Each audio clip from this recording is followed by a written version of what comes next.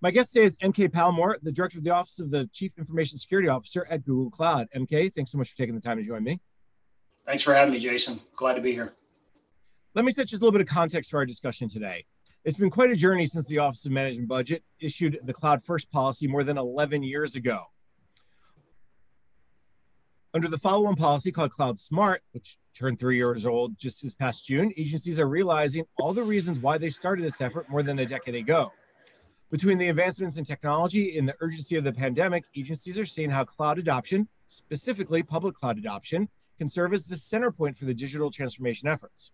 From telehealth services at the Veterans Affairs Department to the Social Security Administration's online meetings, the cloud is providing a path to serve citizens better, faster, and easier. At the same time, however, the move to the cloud and even public cloud expands agencies' threat surface. This is part of the reason why the Biden administration is pushing agencies toward a zero trust architecture. Agencies need to be able to react more quickly to emerging and current threats through a continuous detection and response process, and the cloud is one of the few ways that can happen. The question then becomes, of course, how can agencies balance their need to digitally transform with their need to secure data and applications? Well, that's where my guest comes in. Once again, I'm joined by MK Palmore, the Director of the Office of the Chief Information Security Officer at Google Cloud. So MK, as we know, the cybersecurity landscape is always changing. It's always new threats are emerging. We've seen it so much over the last couple of years. How would you describe the current threat landscape that agencies are facing today? Yeah, so great question, Jason. I would describe the landscape in this way. We've seen essentially two competing interests or paradigms over the course of the history of information security, and balancing those two paradigms is the challenge of the information security practitioner. What they are is, quite frankly, a agility and capability spectrum by the adversary that oftentimes eclipses the capability of the security practitioners to actually protect their environments. And I would say that the lack of agility on the part of security practitioners is part and parcel the reason why globally we have so much difficulty protecting our environments against attacks by external adversaries. And so the external adversary, one thing to note, typically has access to the same emerging and capable technologies that the defenders do, and oftentimes, in fact, are better suited because they have an ability to select the best tool for the job, and they have an unlimited amount of time, essentially, in their favor in order to practice, continue to target environments, and then subsequently, in many instances, gain successful access to environments and then exfiltrate information.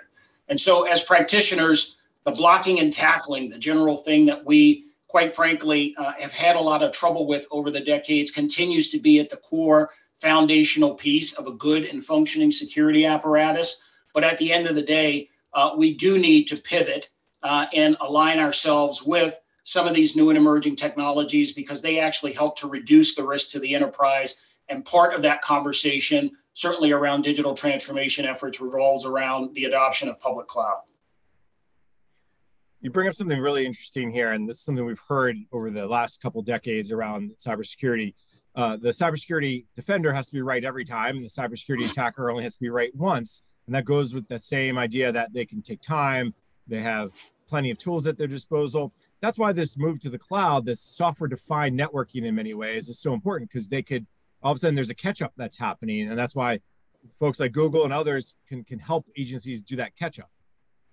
Yeah, I mean, what we're experiencing right now is a period of what I call enablement.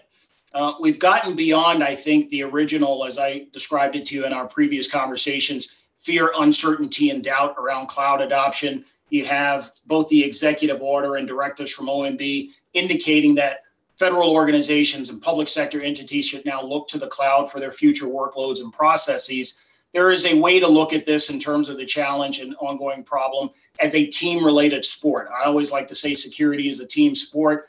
And when you look to cloud in terms of adopting cloud, moving priority workloads to the cloud, what you're getting is a security capability and, quite frankly, security teams which eclipse what you're bringing to the table and actually enhance your security posture, as opposed to somehow increasing your risk posture. That idea of increasing your capabilities is one that's, I don't think it's lost on agencies. We're seeing this just recently the Technology Modernization Fund made a big award to the Federal Trade Commission for Security Operations Center as a service, hence in the cloud.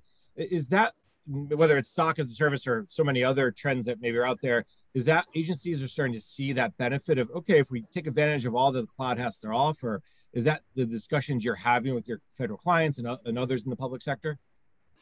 They are part and parcel to many of the conversations we're having. And so let me caveat my interest in the area of security operations as consistently believing that security operations remains at sort of the heart and center of a well-functioning security apparatus. I think what we've realized over time, and certainly over the years, is that the job of the Security Operations Center and its analysts and personnel and tools is a really difficult one.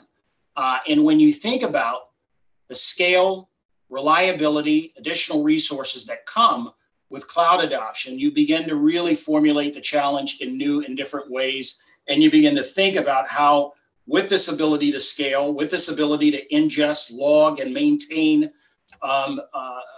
petabytes even of data and log information, it gives you now not necessarily an advantage, but puts you on an even playing field with potential adversaries so that you can be in a position to even engage in the fight that you're responsible for engaging in. So I would argue or proffer that if you're not looking at cloud as a potential solution to solving some of those ingestion challenges, the scale challenges in terms of global visibility into the enterprise, you're probably missing the mark on actually identifying from a visibility standpoint what it is that you need to virtually get your hands wrapped around. And so if you can't do that, then you can't adequately protect the enterprise.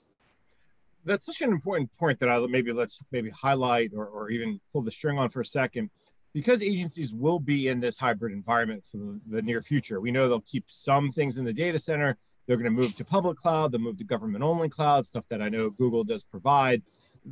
Having something that can go across all those different infrastructures is really key, and that can only make you more secure versus less secure. Maybe talk a little bit about why that is.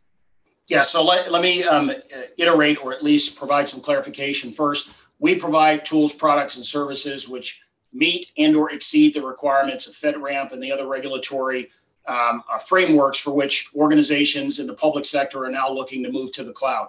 We do not have a separate GovCloud. We believe that our answer to that in the way of tools like our Assured Workloads or Google Distributed Cloud provides organizations more than ample resources and capabilities while aligning to those frameworks that are very important to protect sensitive data and information.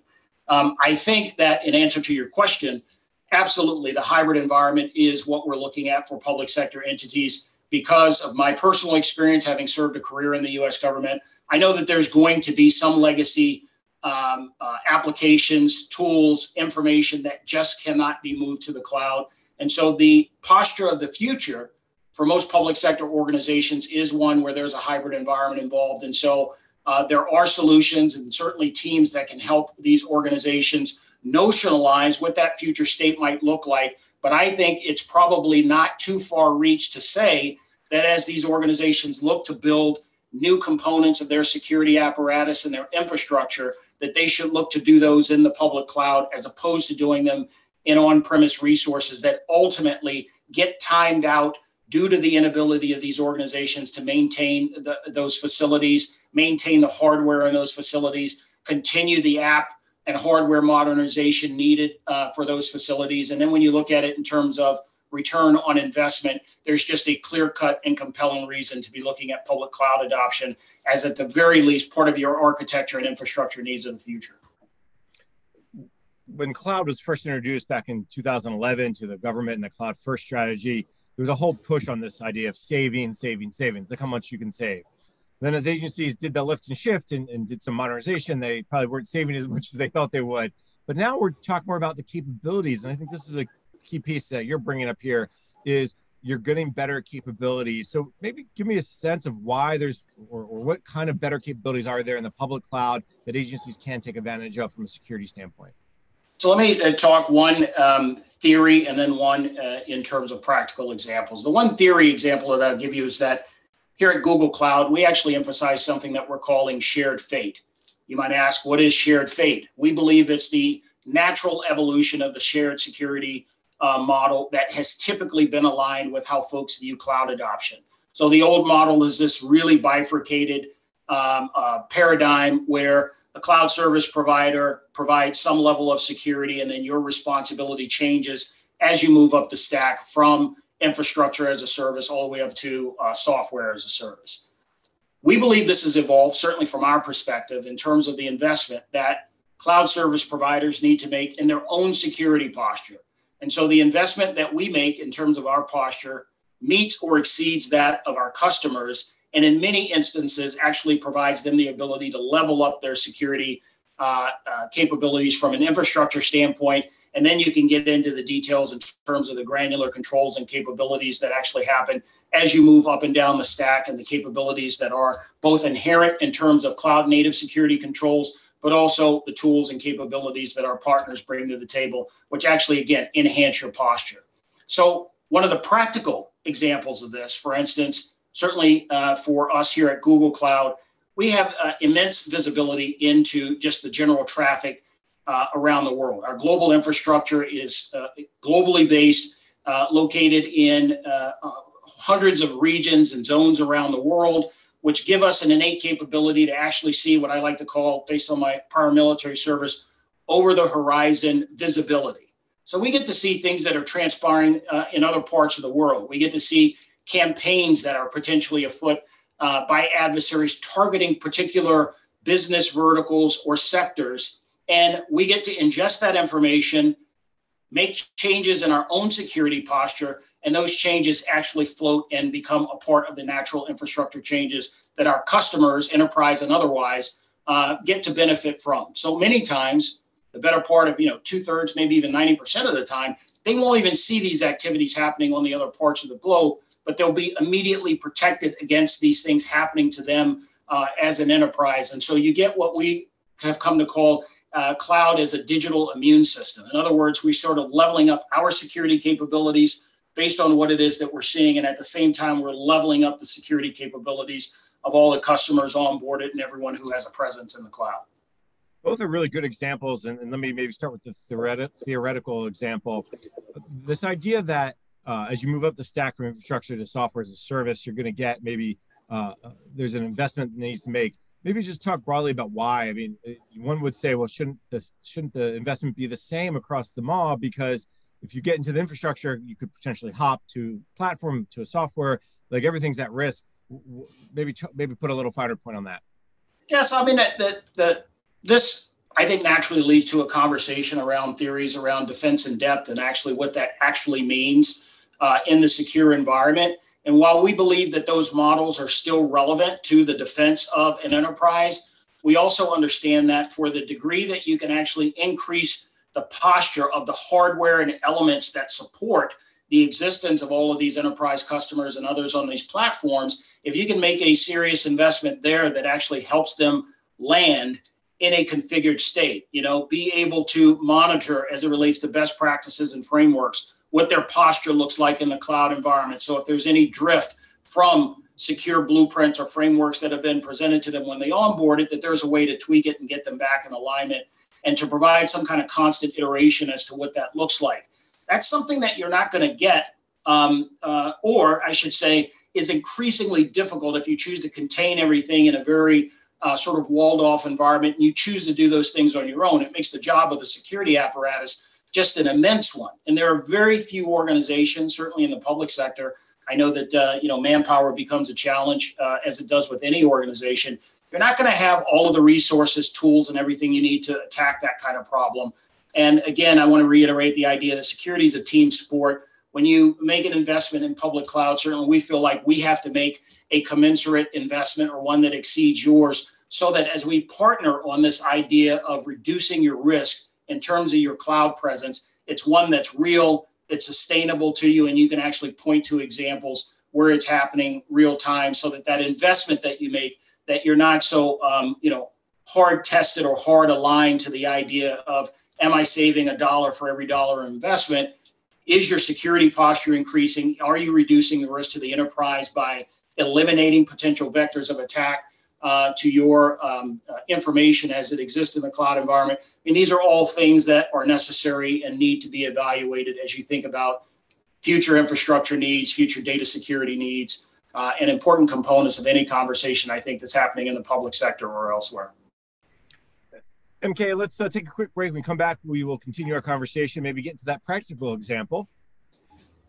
You're listening to Innovation in Government, sponsored by Carahsoft on Federal News Network.